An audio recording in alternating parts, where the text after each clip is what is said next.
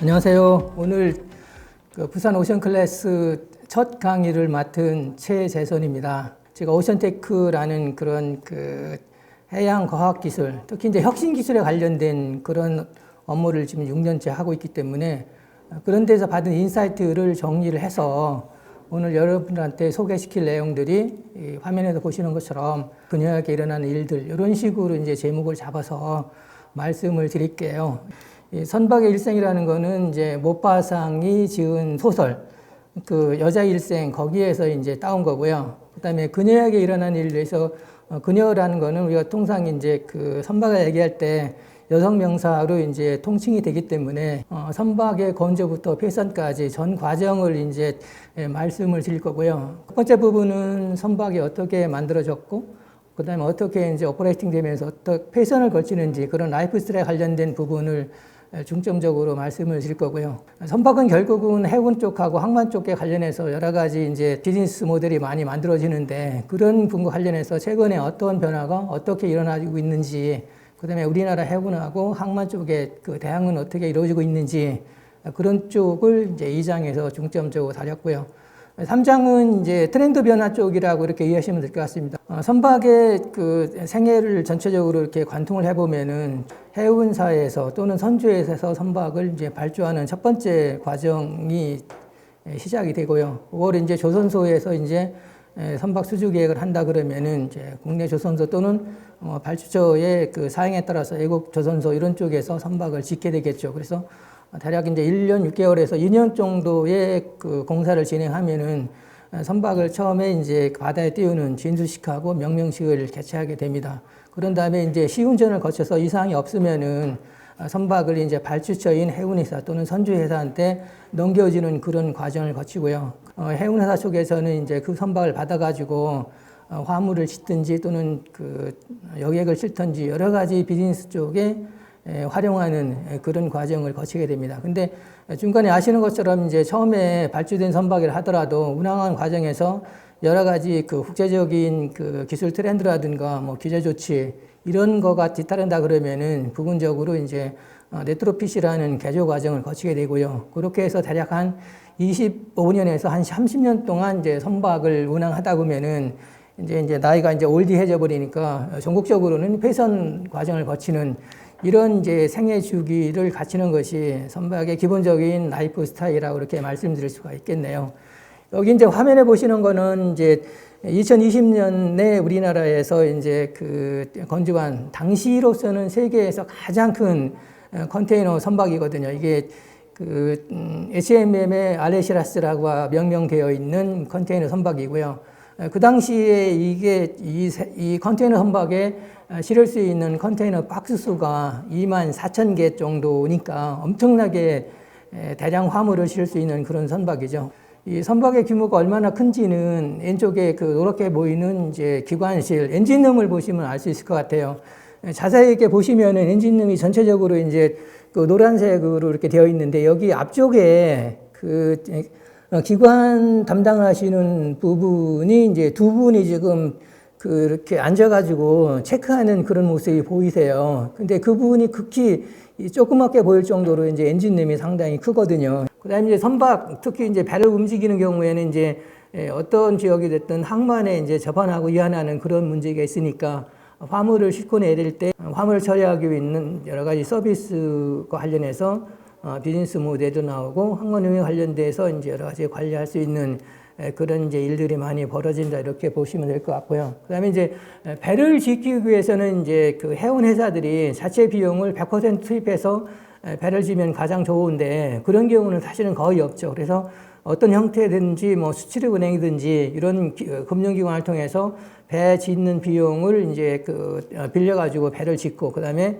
연분 형태로 이제 빚을 갚아 나가는 그런 형태로 이제 선박 건조 비용이 충당된다 이렇게 보시면 될 것 같고요. 조선소는 이제 배를 질 때 기본적으로 이제 강철들이 들어가니까 철강소에서 만들어지는 이제 그 강판을 배를 짓는데 이렇게 이용을 하고니까 조선 산업이 발달한다 그러면은 당연히 그 후방 효과로서 제철 산업도 철강 산업도 덩달아서 발전할 수밖에 없고요.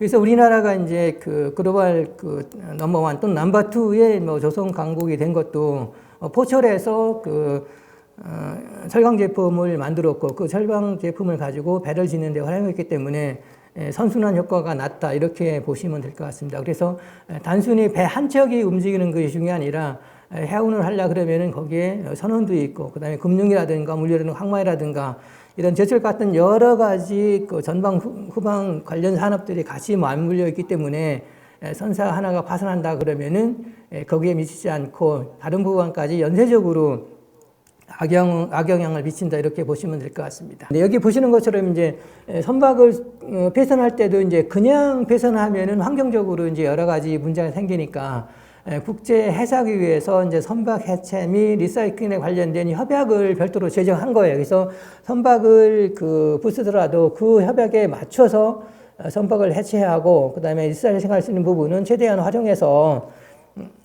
활용하지 않은 그런 그 논의가 됐고 그런 논의를 배경으로 해서 이제 IMO에서 이제 이런 것들을 이제 협약을 만들어 시행을 하겠고요. 여기 보시는 것처럼 이게 방글라데시 그 해안가에서 찍은 사진이에요. 여기서 선박이 이제 철로만 되어 있기 때문에 해체하기 위해서 이제 그 방글라데시 해 안에 이제 대기하고 있는 선박. 그다음에 이제 이런 선박들이 이제 해체가 끝나면 이제 해변가에 이제 끌고 와서 이제 그 용접이라든가 여러 가지 그 해체 작업을 거쳐서 이제 활용할 수 있는 거는 고철로 활용하고 그다음에 이제 환경적으로 문제되는 것들은 이제 협약에 따라서 이제 그 위험하지 않게 안전하게 처리하는 그런 그 체제가 지금 현재 갖춰졌고요. 그래서 이런 것들은 자체적으로 이제 그 방글라데시라든가 인도라든가 뭐 투르키에 같은 이런 그 몇몇 나라들만 선박 해체 산업이 발전되어 있고요. 초기에도 우리나라가 이제 선박 해체 산업을 했었는데 지자체라든가 여러 가지 환경적으로 여러 가지 문제가 되니까 거의 국내에서는 선박 해체 작업을 하지 않고 운항을 다한 더 이상 이제 수명을 연장할 수 없는 선박 같은 경우는 이제 이런 식으로 이제 매각을 해서 고철이라든가 활용할 수 있는 부품 같은 것들은 이제 빼서 활용하는 그런 과정을 거치게 됩니다. 그다음에 아까 제가 이제 IMO에서 이제 그 협약을 한 50개 이상 뭐 제정을 해서 회원국들이 선박 운항과 관련해서 여러 가지 규제 조치 또는 이행을 할 수 있게끔 한다고 말씀을 드렸었는데 이제 선박 운항 관련해서 사실 모든 것들이 다 규제가 되는 거예요. 이제 배를 운항을 하려 그러면은 이제 그 방사시유를 떼야 되니까 여기에 보시는 것처럼 이제 오염 물질이 그 특히 매연가 같은 이런 것이 나오니까 그거를 규제해.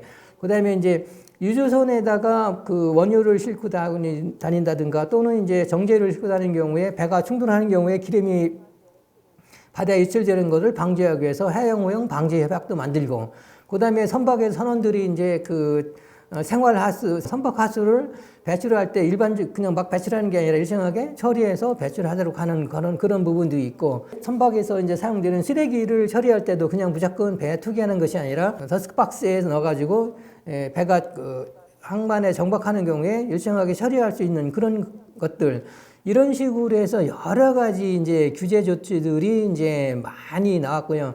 최근에 이제 나왔던 것들이 이제 여기 HNS 협약이라고 이제 특히 이제 유류뿐만 아니라 선박에 이제 유해 오염 물질을 싣고 다니는 경우가 많은데 그것만 별도로 빼서 또 그 마폴 선박 해양 오염 방지 협약 개정을 통해서 그런 거를 규정하는 식으로 해서 여러 가지 선박 운항과 관련된 모든 것들을 IMO에서 규제하는 협약들을 만들어서 현재 시행하고 있고요.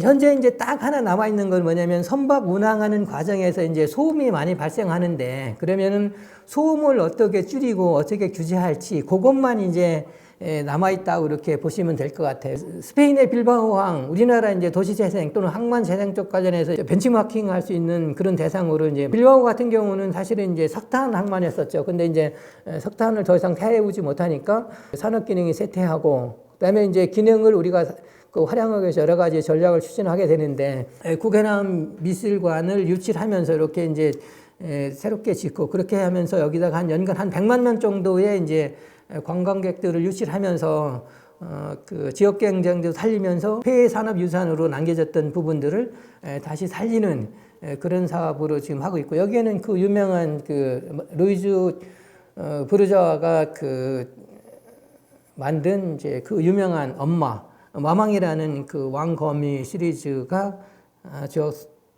지어졌던 그런 그 대표적인 사례고요. 이게 노르웨이의 콩스버그하고 윌hel름하고 둘이 이제 합작해서 마스터리라고 하는 회사를 만들게 되는 거예요. 이 회사에서 이제 ROC를 처음에 이제 지었고, 그 다음에 이제 이거를 운영을 하면서 노르웨이에서 개발한 자율운항 선박을 육상에서 관제하면서 하는 기술적인 그다음에 데이터 경험을 지금 축적을 하고 있거든요. 그래서 앞으로 남한 자율운항 선박 관련해서는 지금 이 그 ROC 센터를 어떻게 져서 어떻게 이제 오퍼레이팅 하는지 이것들이 가장 큰 이슈라고 말씀을 드릴 수가 있고요.